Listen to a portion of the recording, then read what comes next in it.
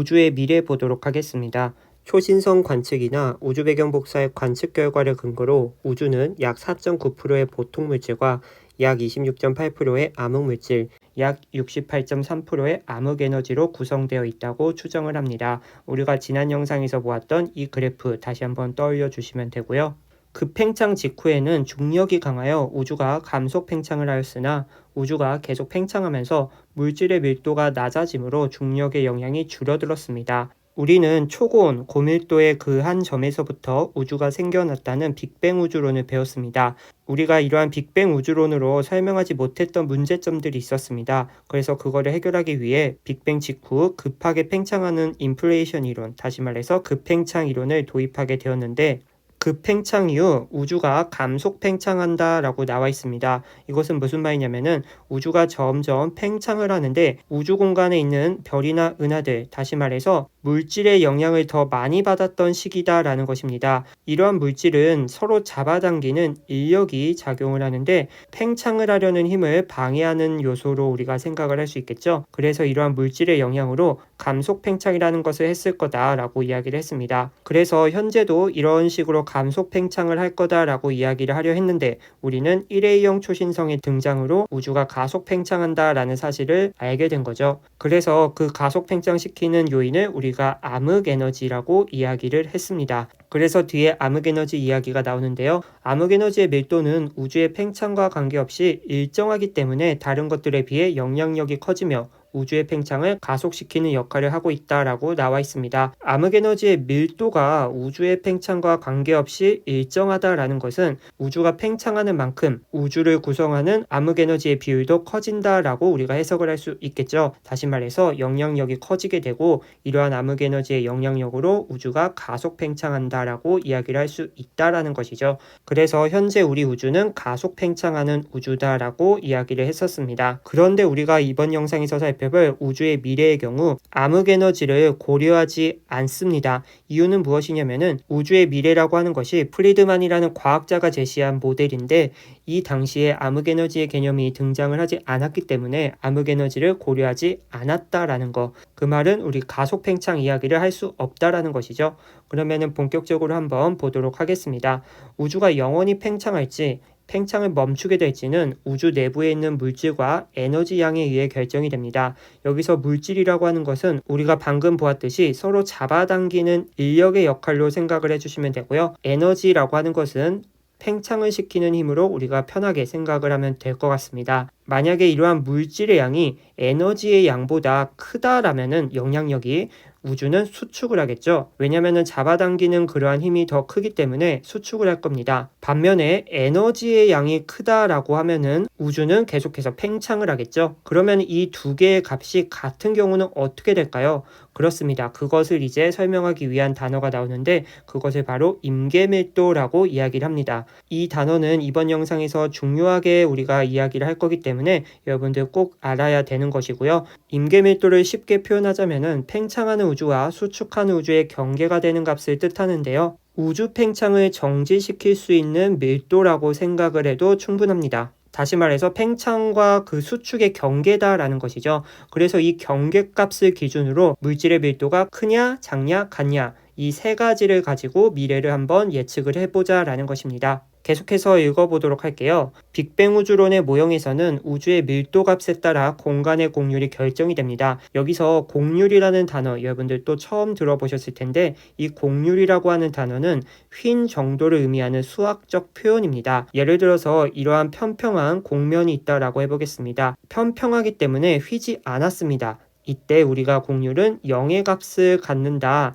라고 표현을 할 겁니다. 다시 말해서 휘지 않았기 때문에 곡률은 0이다라는 거죠. 그러면은 이런 식으로 휜 곡면을 한번 생각을 해보도록 할게요. 보시면은 이런 식으로 휘었죠. 그렇기 때문에 이때는 곡률의 값이 있다라고 우리가 표현을 하고 방향에 따라서 플러스 또는 마이너스로 우리가 이야기를 할 겁니다. 아인슈타인에 의하면은 물질, 질량이 존재하면은 시공간을 휘게 하는 힘, 중력이 발생을 합니다. 그러면은 그러한 밀도 값에 따라서 공간의 곡률이 결정이 되겠죠. 그리고 우주의 밀도를 임계 밀도로 나눈 값을 우리가 밀도 변수 오메가라고 하는데 암흑에너지가 없다고 가정을 하면은 오메가 값에 따라서 우주의 미래를 열린 우주, 평탄 우주, 닫힌 우주 세 가지 모형으로 나타낼 수 있습니다. 오메가의 값은 우주의 밀도, 다시 말해서 우리가 위에서 보았던 물질 밀도라고 생각을 해주시면 되고요. 임계 밀도는 팽창과 수축, 그 경계가 되는 밀도다라고 이야기를 했죠. 그래서 이 오메가의 값에 따라서 우리가 세 가지 모형을 살펴볼 건데 바로 밑에 나와 있습니다.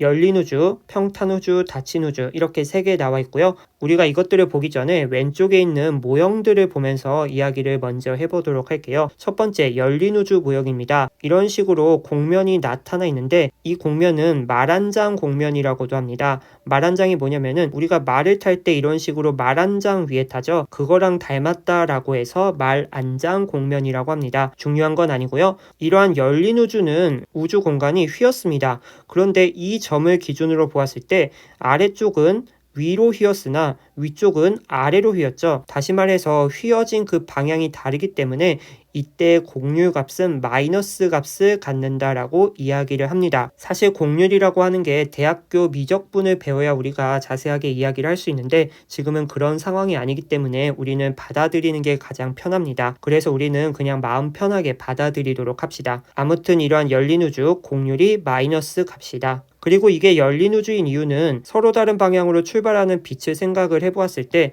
이쪽으로 가는 빛은 쭉쭉 해서 앞으로 가겠죠. 그리고 아래로 향하는 빛도 쭉쭉 아래로 향할 거예요. 그러면 서로 다른 방향으로 가면은 얘네는 영원히 만날 수 없습니다. 그렇기 때문에 오픈, 열린 우주다라는 거. 그 다음에 밑에 보시면은 평탄한 우주라고 나와 있습니다. 보시면은 이런 식으로 우주가 평탄하다라는 것인데 휘지 않았으니까 이때 공률은 0이다라고 우리가 이야기를 하고요. 열린 우주와 마찬가지로 서로 다른 방향으로 출발한 빛을 봤을 때 다시 만날 수 없겠죠. 다시 말해서 우주가 팽창한다. 똑같이 이야기를 하고 있습니다.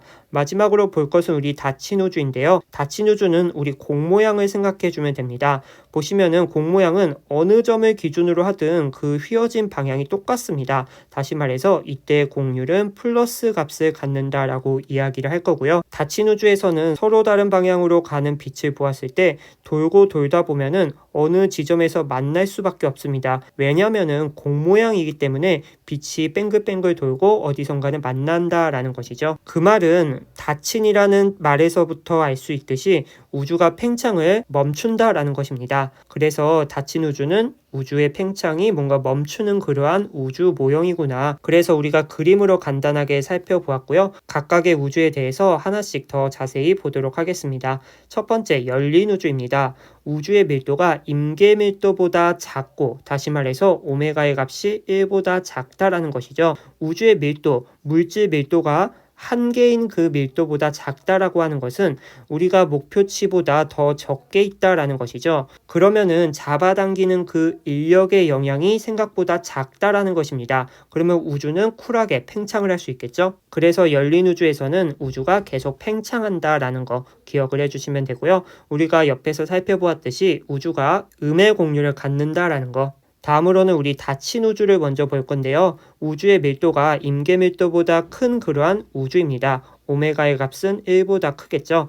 우주의 밀도, 다시 말하지만 물질의 밀도입니다. 이것이 우리가 정한 그 경계인 밀도보다 큽니다. 그 말은 우리 한계치보다 더 물질이 많다라는 것이죠. 그 말은 잡아당기는 힘이 우세할 거고 인력이 더 우세하니까 우주는 수축하고 우주의 팽창은 언젠간 멈추고 다시 수축한다라는 겁니다. 그래서 우주의 팽창 속도가 느려지다가 팽창이 멈추고 다시 수축하는 그러한 우주 모형이다. 마찬가지로 옆에서 보았듯이 우주가 양의 공률일 때 우리 닫힌 우주라고 이야기를 합니다.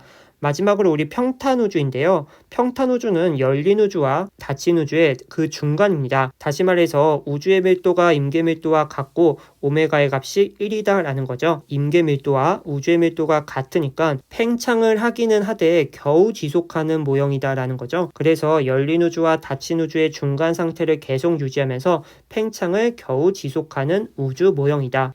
이때 우주는 팽창을 계속하기는 하되 물질의 영향으로 언젠간 팽창이 멈추게 됩니다. 닫힌 우주와의 차이점은 무엇이냐면은 닫힌 우주는 팽창이 멈추고 수축을 하지만 평탄 우주 같은 경우는 어쨌든 간 팽창을 계속 지속하기 때문에 수축을 하지 않는다는 거, 그러한 차이점이 있다 여러분들이 생각을 해주시면 되고요. 밑에 있는 표를 보면서 다시 한번 정리를 해보도록 할게요. 열린 우주는 우주의 밀도가 임계 밀도보다 작았습니다.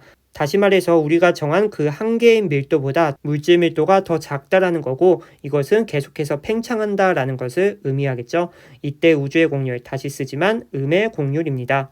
그 다음에 평탄 우주입니다. 우주의 밀도와 임계 밀도가 같은 경우죠. 팽창을 겨우 지속하고 어느 시기에 가게 되면은 팽창 속도가 이제 0으로 수렴을 한다라는 거. 마지막으로 닫힌 우주는 우주의 밀도가 임계 밀도보다 큰 상황이었습니다. 이러한 닫힌 우주에서는 팽창하다가 수축하는 그러한 우주의 미래를 생각해 볼 수 있다라는 거고, 이때 우주의 공률은 우리가 양의 값으로 표현을 했습니다. 그래서 표로도 한번 정리를 해보았고요. 하나만 더 플러스를 하자면은 우리가 보통 이러한 우주의 모형을 볼 때 삼각형을 가지고 이야기를 하기도 합니다.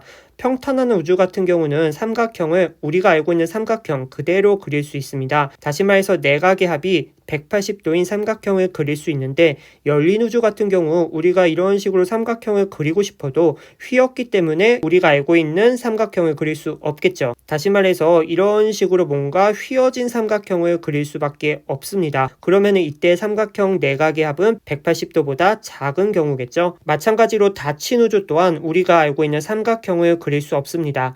이런 식으로 휘어서 그려줘야겠죠. 이때 우리 내각의 합은 180도보다 크겠죠. 그래서 이런 식으로 삼각형 내각의 합을 가지고도 이야기를 하는데 참고로 여러분들 아셨으면 좋겠습니다. 마지막으로 이 그래프만 보고 영상을 마무리해 보도록 하겠습니다.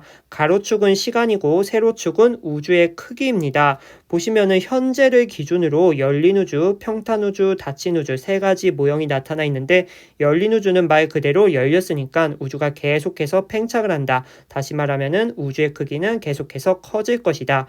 그 다음에 평탄 우주 같은 경우는 팽창을 계속하기는 하되 이제 팽창 속도가 0으로 수렴을 하겠죠. 그 말은 우주의 크기도 어떤 일정한 값에 수렴한다라는 거. 그리고 닫힌 우주의 경우 우주의 팽창 속도가 0으로 가고 우주의 크기는 수축을 하게 되겠죠. 그래서 이런 식으로 우주가 사라지는 그런 닫힌 우주도 우리가 생각을 해볼 수 있습니다. 그리고 열린 우주, 평탄 우주, 닫힌 우주에 대한 우주의 나이도 다른 모습 여러분들 체크해 볼 수 있는데요. 이것은 어떻게 우리가 이해를 해야 되냐면은 현재 팽창 속도와 과거의 팽창 속도 그리고 과거의 우주 크기 세 가지 모형에 대해서 비교를 해봐야 되는데, 현재 같은 경우 이 세 가지 우주 모형 모두 속도가 같습니다.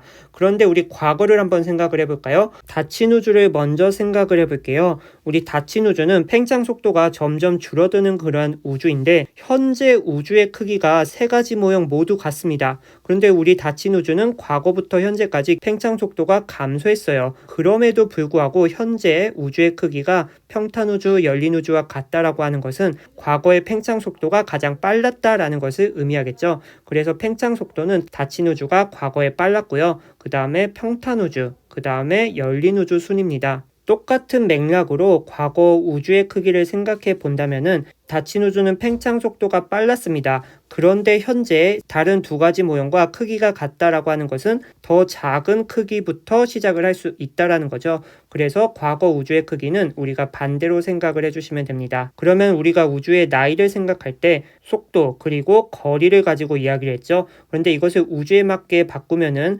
S는 우리가 우주의 크기로 생각을 할 수 있었습니다. 그러면 우리 과거를 생각해 볼 때 닫힌 우주의 팽창 속도는 크고요. 우주의 크기는 작았습니다. 그러면 분자는 작고 분모는 크니까 이 값 자체도 작은 값을 갖겠죠. 그 말은 닫힌 우주에서 우주의 나이가 가장 작다라는 것입니다. 그 다음에 평탄 우주 그리고 열린 우주 이 순으로 우리 우주의 나이를 생각해 볼 수 있고요. 그래서 그래프의 왼쪽 이렇게 한번 해석을 해보았습니다. 이번 영상에서 우주의 미래에 대해서 한번 살펴보았습니다. 정말 어려운 내용이지만 과거의 이 부분에서 출제된 문제를 보면은 어렵게 묻지도 않고 정말 기본적인 내용만 묻고 있어요. 그렇기 때문에 여러분들 너무 부담 갖지 마시고 다시 한번 내용을 천천히 정리하고 공부하셨으면 좋겠습니다. 다음 영상에서는 우리 암흑에너지를 고려하지 않고 현재 우주의 미래를 이야기했었죠. 그런데 우리는 암흑에너지를 이제 고려해서 다시 한번 우주의 미래를 생각을 해볼 겁니다. 그래서 다음 영상에서는 우리가 알고 있는 모든 것들을 합친 표준 우주 모형에 대해서 볼 겁니다. 끝.